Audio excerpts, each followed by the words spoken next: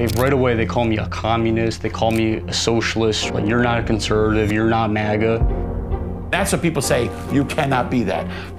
Time out, you cannot be MAGA and Mamdani. Why not? Why can't you be? To me, it's the most natural thing in the world. When Zohran Mamdani, a democratic socialist, met with Donald Trump in the Oval Office, it wasn't supposed to go well. The president has been repeatedly referring to him as a communist. But then? Congratulations, Mr. Mayor. The better he does, the happier I am. We're going to be helping him to make everybody's dream come true.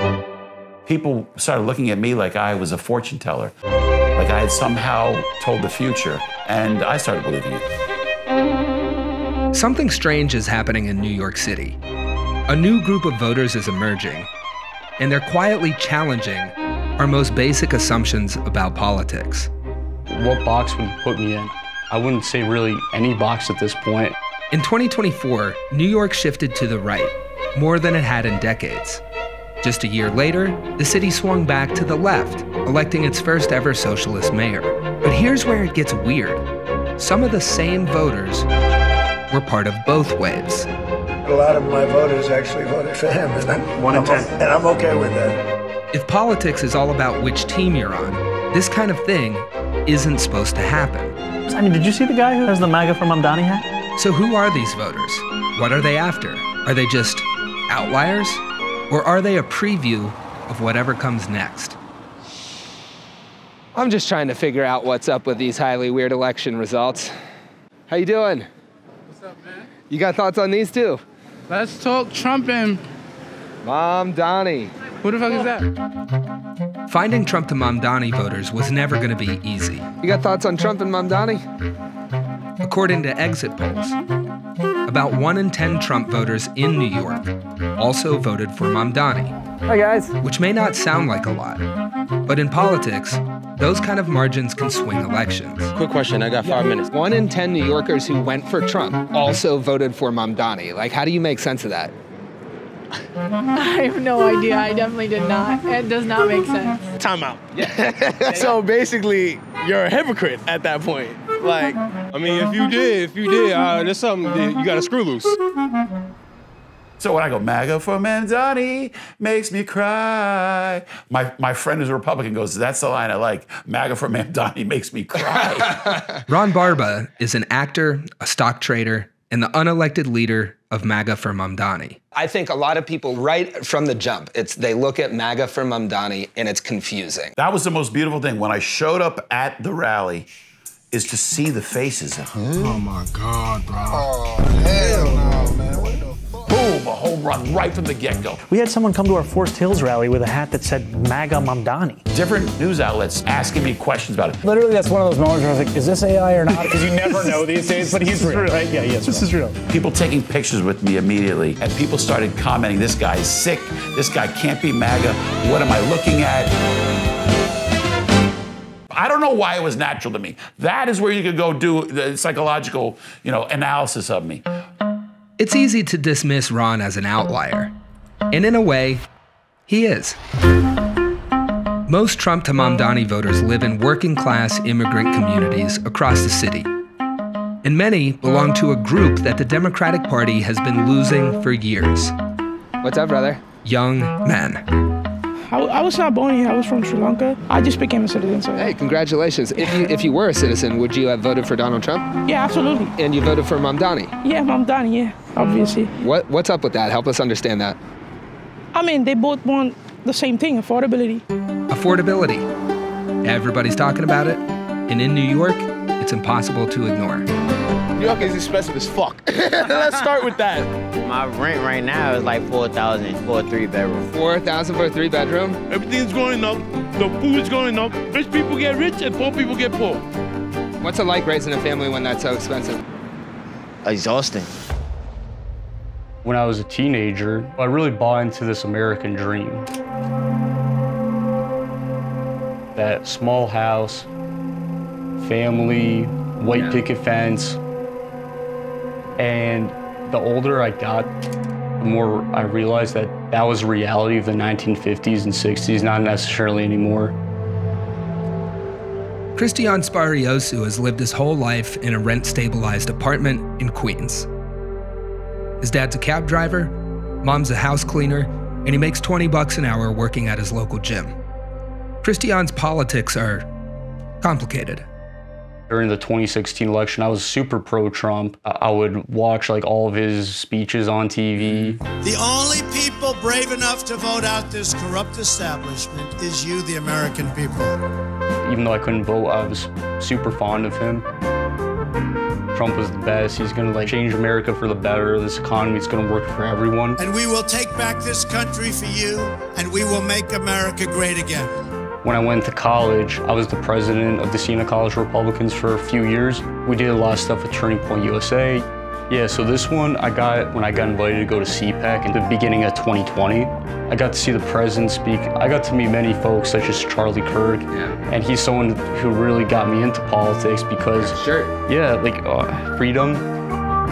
It was just a phenomenal time. And during that time in CPAC, every year they have a certain theme. Let's talk about socialism. Like socialism is evil, and I really bought into this. I'm like, this is like the worst thing ever. Like some of these countries, like Sweden, for instance, Scandinavia. Like I thought like they weren't doing so well. When I got to study abroad in Japan for my last year of college, that opened my eyes to how not every country is like America.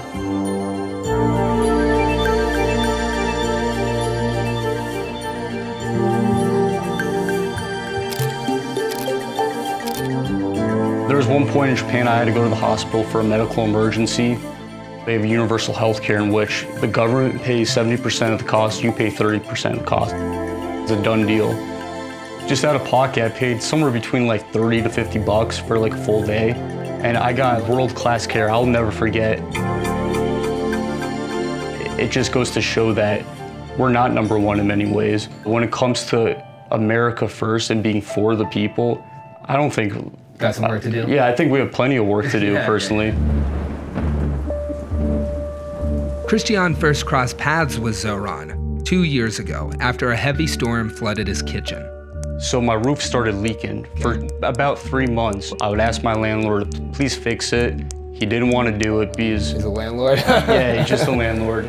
Kept calling 311, which is like the city hotline for help, and no one ever responded to me. But then, Christian called up Zohran's office. A couple days later, an inspector actually came, cited a couple safety violations, and because of the fines that the landlord received, he was forced to fix my leak and provide me more heat. Whoa. And that was the first time a politician actually did something for me. I would say when that happened, Zohran, he really earned my respect.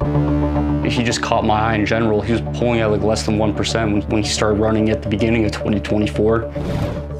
And during that first Democratic debate, there was a question that was asked. The first foreign visit by a mayor of New York is always considered significant. Where would you go first? Almost every single one of these candidates said, I would visit the Holy Land. I would go to Israel. Yeah, I'd make my 4th trip to Israel. My goal would be to take my first trip to Israel. Mr. Mamdani. Zohran, he was the only candidate that said, I would stay in New York City. My plans are to address New Yorkers across the 5 boroughs and focus on that. And that was the answer that you would think is common sense, but every single one of these candidates said a foreign country, which is just crazy. I admire these folks that go against the grain, and that's part of the appeal of Trump to me initially, how he was considered an outsider. When Trump won in 2024, Zohran broke from the script again, heading to Fordham Road in the Bronx, a neighborhood that had swung hard toward Trump. And who did you vote for? Trump. Trump. Donald Trump. I voted for Trump. When I asked those New Yorkers why did they vote for the president, they told me again and again it was cost of living, cost of living, cost of living. Him freezing the rent for every rent-stabilized tenant, if he can actually do that, that'd be phenomenal. That would help a lot of people, because a lot of people are getting priced out of the story because of the gentrification, and just all over New York. I think economics and affordability, that's what wins elections. It appealed to you? Yeah, it appealed to me. Like, I think one of the most conservative things you can do is trying to get people to have a family with no-cost childcare. Like, being able to have a family and afford to have kids, how is that not conservative? So these guys, Trump and Mamdani, very different people, both talking about affordability. How do you tell who means it and who to trust? I don't know. Superman and the Justice League ain't real, so like, I don't know who the hell gonna help us for real. Is a lot of politicians, when they get in charge, they try to change it. We just saw that with Trump, right? I saw very quickly, within like the couple months of his second term in office, how he's not prioritizing the American people. He cares more about bailing out Argentina for however many $billion dollars, sending so much foreign aid to Israel. When we have so many homeless people here, people struggling, the economy's not doing good. I'm really hoping Zohran sticks to his promises, because I think a lot of Americans are fed up with the two-party system. It seems to be working for the millionaire and billionaire class, the top 1%, as opposed to the shrinking middle class and the working class. On a cold January morning, Zohran Mamdani stood on the steps of City Hall and promised a new chapter for New York City. This will not be a tale of one city governed only by the 1%. It will be a tale of 8.5 million cities, each of them a New Yorker with hopes and fears. It was an ambitious promise that every New Yorker could be an author of that next chapter.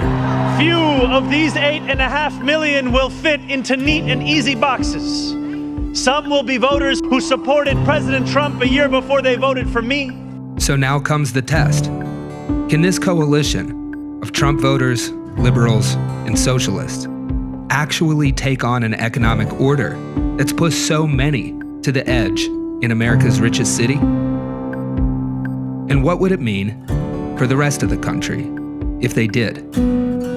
As Americans, we can realize it's not Republican versus Democrat. It's more of like a class war, regardless of your political identity, race, religion, gender. The middle class is shrinking, becoming obsolete. Income inequality is getting larger and larger by the year. People are going to unite and then say, we're done with this. For too long in our city, freedom has belonged only to those who can afford to buy it. Our city hall will change that. That, or we're going to need to send a lot more young men to Tokyo. Japan had changed me in many ways, because if I didn't go there, I don't know how I would be politically, I don't know where I would be in my life. I've always thought like money would buy happiness and all this stuff. And then I realized there's more to life, and how in a country like Japan or some of the Scandinavian countries, they don't have to worry about bills as much. They don't have to worry about medical debt. I got to see this social safety net, and I wish folks could go there and see firsthand, and then come back and call me a communist.